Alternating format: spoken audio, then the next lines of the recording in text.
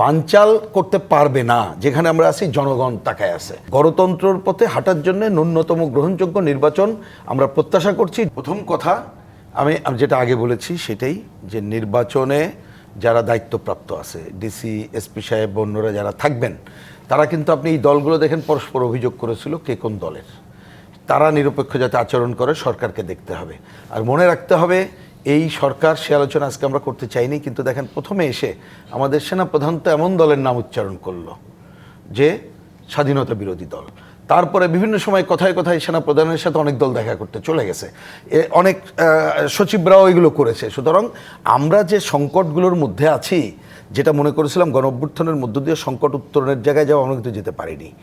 তার মধ্যে পথ একটাই, নির্বাচন বানচাল করতে পারে। আমি আসছি, বানচাল করতে পারবে না যেখানে আমরা আছি, জনগণ তাকায় আছে।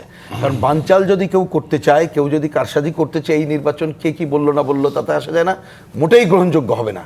তাহলে বাংলাদেশের ইতিহাস কিন্তু নতুন করে রচিত হবে। বরঞ্চ আমাদের সামনে এইবারের তো খুব মেলা ভালো নির্বাচন তো আমরা আশা করছি না।